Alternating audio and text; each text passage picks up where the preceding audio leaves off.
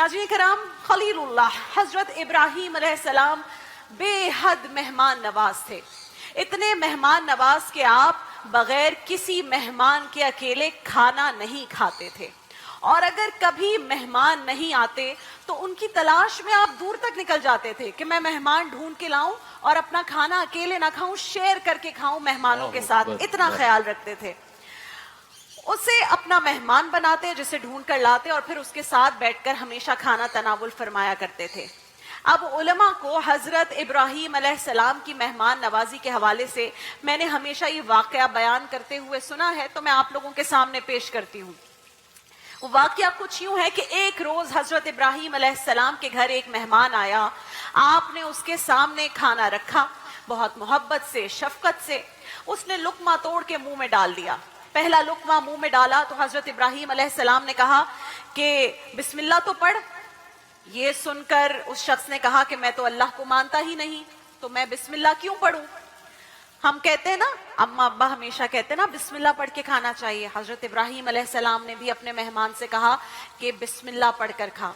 जब उस शख्स ने कहा कि मैं तो नहीं मानता अल्लाह को, तो हजरत इब्राहीम अलैहिस्सलाम ने कहा कि ठीक है, फिर मैं तुझे खाना नहीं खाने दूंगा। खाना उसके सामने से उठा लिया और उसके आगे से खाना उठाया और फरमाया कि अल्लाह के मुनकिर को मैं खाना नहीं खिलाता। अब वो मेहमान ने जब देखा तो वो उठ के चल दिया। अभी दरवाजे तक भी वो मेहमान नहीं पहुंचा था कि जिब्रील अमीन आ गए और कहा कि अल्लाह फरमा रहा है, ए इब्राहीम, मुनकिर तो वो मेरा था, मुनकिर तो वो मेरा था।